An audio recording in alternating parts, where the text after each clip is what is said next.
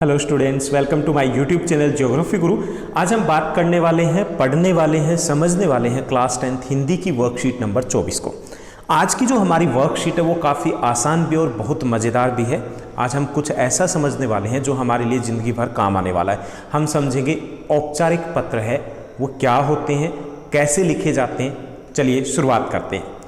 तो यहाँ आप अपनी स्क्रीन के ऊपर देख पा रहे होंगे, ये हमारी हिंदी की वर्कशीट नंबर 24 संख्या 24 है। ये आज की दिनांक है 28 अगस्त 2020। हमारा विषय हिंदी है जिसमें हम रचनात्मक लेखन है वो पढ़ रहे हैं। पिछली जो हमारी वर्कशीट थी उसमें हमने समझने की कोशिश की थी औपचारिक और अनौपचारिक पत्र है, उनमें अंतर क्या होता है। औपचारिक पत्र वो पत्र होते हैं जो उन लोगों को लिखे जाते हैं जिनसे हमारा कोई व्यक्तिगत संबंध नहीं होता, पर्सनल रिलेशन नहीं होता। और अनौपचारिक पत्र है वो पत्र होते हैं जो उन लोगों को लिखे जाते हैं जिनसे हमारा कोई संबंध होता है। जैसे आपकी बुआ जी है, आपके ताया जी है, आपके फूफा जी है, आपका कज़न है, ओके, उन सभी को लिखोगे तो वो अनौपचारिक होगा। तो आज हम बात करेंगे औपचारिक की। पिछले जो हमारी वर्कशीट थी हमने कोशिश भी की थी, एक पत्र लिखा था कि औपचारिक पत्र कैसे लिखे जाते हैं।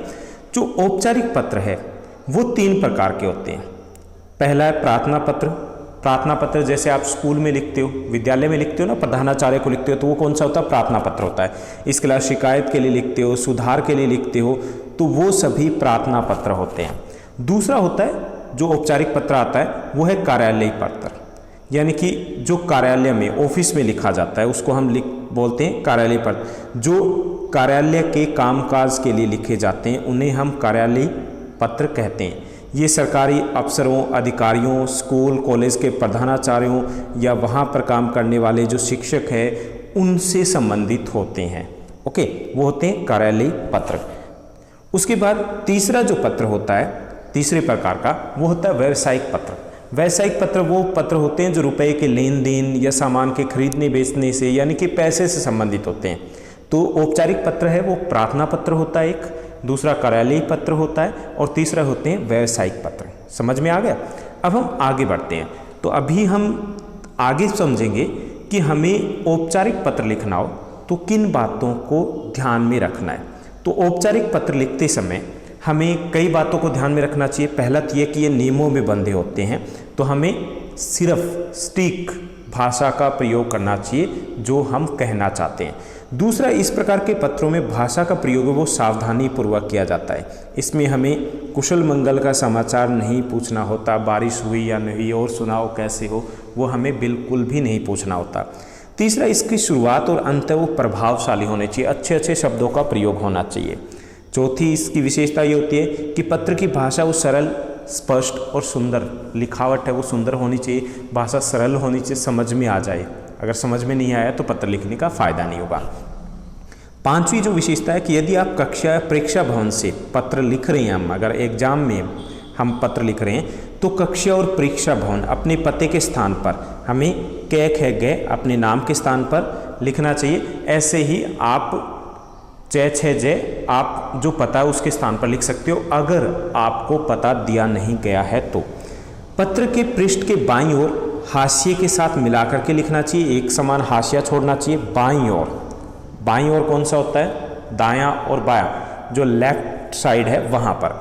पत्र को एक पृष्ठ में ही लिखने का प्रयास करना चाहिए, क्योंकि ये कैसा पत्र है? औपचारिक पत्र है, तो एक पृष्ठ में आ जाए तो सबसे अच्छी बात है।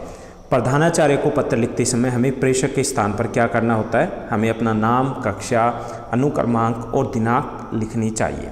तो ये कुछ बातें थी जो औपचारिक पत्र में हमें ध्यान में रखनी होती है। अब आज की हमारी जो गतिविधि दी गई है कि अब इन बातों को ध्यान में रखते हुए हमें एक पत्र लिखना है। आप B8 310 रोहिणी दिल्ली के निवासी हैं।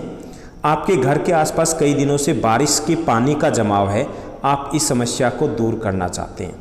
इस समस्या को दूर करने के लिए किस अधिकारी को पत्र लिखोगे? तो हमारे कुछ प्रश्नोत्तर दिए गए हैं। तो पहला जो हमारा प्रश्न दिया गया है वो है कि आप इस समस्या को, अपने घर के आसपास अपने मोहल्ले में पानी जमा है, तो हम इस समस्या को दूर करने के लिए पत्र किस अधिकारी को लिखेंगे और ये किस प्रकार का हुआ? तो इस समस्या को दूर करने के लिए, इस समस्या के समाधान के लिए हम नगर निगम अधिकारी को पत्र लिखेंगे और यह औपचारिक प्रार्थना पत्र होगा। दूसरा है, आप विषय में क्या लिखेंगे? इस पत्र का विषय होगा जल भराव से उत्पन्न समस्याओं के समाधान करने हेतु पत्र। उसके बाद तीसरा जो दिया गया कि आप पत्र के अंत में क्या लिखेंगे। औपचारिक पत्र के अंत में हम प्रार्थनी, जो प्रार्थी है वो हम लिखेंगे। प्रार्थी, भवदीय भी लिख सकते हो लेकिन प्रार्थी सही रहेगा। प्रार्थी लिखकर हम अपना नाम तथा पता लिखेंगे। ओके। उसके बाद जो गह दिया गया, चौथा हमारा आज का प्रश्न है, वो दिया गया कि उपरोक्त दिए गए विषय पर संबंधित अधिकारी को पत्र लिखने का अभ्यास कीजिए। तो मैंने एक पत्र आपके लिए लिख दिया है। सबसे पहले सेवा में नगर निगम अधिकारी, रोहिणी के हैं तो रोहिणी, नई दिल्ली, और पिन कोड लिखा। उसके बाद विषय हम लिखेंगे जल भराव से उत्पन्न समस्याओं के समाधान हेतु पत्र। उसके बाद महोदय संबोधन हो गया। सविनय निवेदन यह है कि मैं रोहिणी में रहती हूँ। यहाँ कई दिनों से नालियों का पानी गलियों में बह रहा है। थोड़ी सी बरसात में भी गली और आसपास के इलाके में पानी बहने लगता है, जिसके कारण हमारे मोहल्ले में तालाब बनने की स्थिति है वो उत्पन्न हो गई है। लोगों का चलना आना जाना दूभर हो गया है, मुश्किल हो गया है। इस समस्या के समाधान के लिए स्थानीय पार्षद से संपर्क किया था, किंतु वे केवल खोखला आश्वासन देते हैं। इस समस्या के निदान के लिए लोगों ने जिम्मेवार अधिकारियों के पास भी शिकायत की, किंतु वह भी इस समस्या की ओर गंभीर रूप से ध्यान नहीं दे रहे। इस समस्या के कारण स्थानीय जनता प्रभावित हो रही है। जल भराव के कारण डेंगू, मलेरिया जैसी बीमारियों ने पांव फसाड़ना आरंभ कर दिया है। इस बीमारी के प्रभाव में यहाँ के स्थानीय जनता भी आ गई है। स्थानीय अस्पताल में निरंतर मरीजों की संख्या वो बढ़ती जा रही है।